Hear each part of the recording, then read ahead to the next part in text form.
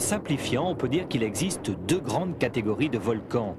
Les volcans effusifs, d'où coulent presque en permanence de grandes quantités de lave fluide, et les volcans explosifs, beaucoup plus dangereux, qui propulsent soudainement d'énormes nuages de cendres incandescentes. Les volcans de Hawaï ou de la Réunion sont typiquement des volcans effusifs. Les éruptions de ces volcans effusifs ne s'accompagnent pas de fortes explosions, mais leur lave d'origine profonde est très fluide. Les coulées, qui descendent parfois à plus de 50 km/h, parcourent donc de grandes distances et peuvent anéantir les habitations. C'est ce qui s'est passé en 1960 à Hawaï lors de l'éruption du Kilauea. Une éruption surgit près du village de Kapō. Une vaste coulée de lave s'étend jusqu'à la mer, puis commence à descendre vers le sud en direction des habitations. On évacue les maisons car la lave progresse rapidement.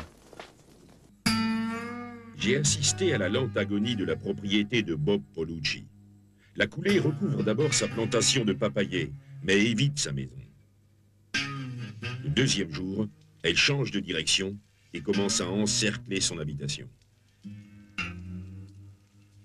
Polucci prend alors sa lance d'arrosage de jardin et 24 heures sur 24, pendant 3 jours, verse de l'eau sur la lave pour la refroidir, pour la figer, pour qu'elle n'avance plus.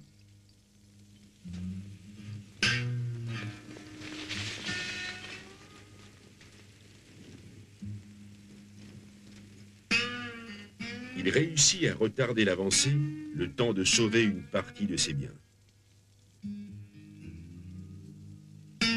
Mais la lutte est inégale. Le 4e jour épuisé, il abandonne.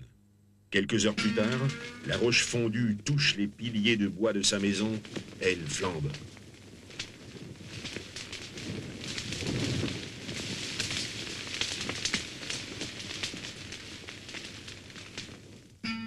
Le lendemain matin, seul le toit de tôle rappelle l'emplacement de son habitation. Sa propriété est comme bétonnée par les coulées, il a tout perdu. Il faudra des dizaines d'années pour que le sol redevienne fertile ici. À l'inverse des volcans effusifs à lave liquide, les volcans explosifs rejettent de la lave très pâteuse qui bouche leurs cratères et que les gaz finissent par expulser violemment en provoquant une explosion. Et lorsque le bouchon saute, gare aux dégâts. Un exemple, le mont Batur en Indonésie. Toutes les 2 ou 3 minutes, de puissantes explosions ébranlent le sol.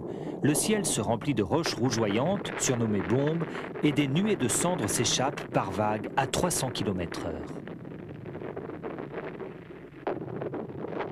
Pour les volcanologues qui étudient les bouches explosives, il y a certains risques car des bombes en fusion s'abattent jusqu'à 200 mètres à la ronde. Seule parade, suivre du regard la trajectoire de la bombe et s'écarter rapidement du point d'impact. Pour les populations environnantes, les fumées chargées de cendres brûlantes et de particules de magma peuvent être très dangereuses. Selon la pente et la direction du vent, de telles fumées peuvent être mortelles jusqu'à 10 à 20 km du cratère.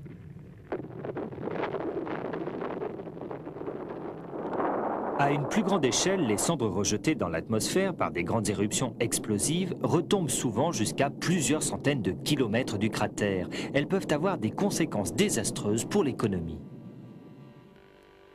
Nous voici en 1980 dans la région de Ritzville, aux États-Unis.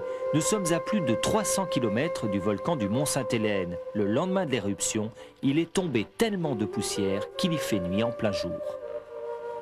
Autre exemple, dans ce village de Parantas, en Indonésie, il est tombé 50 cm de cendres.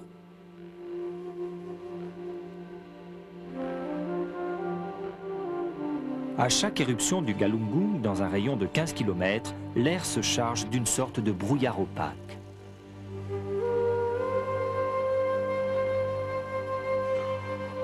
En plein après-midi, la nuit tombe en un quart d'heure. Quelques heures plus tard, le soleil revient et les Indonésiens enlèvent les cendres des toits pour qu'ils ne s'écroulent pas. Dans les villages, la parade est simple, mais dans les champs, les cultures, elles, sont souvent définitivement anéanties. Les dépôts de cendres peuvent provoquer des catastrophes beaucoup plus meurtrières que les coulées de lave, car lorsque la saison des pluies arrive, l'eau se mélange aux cendres, créant ainsi de véritables coulées de boue. Les Indonésiens les surnomment lahar.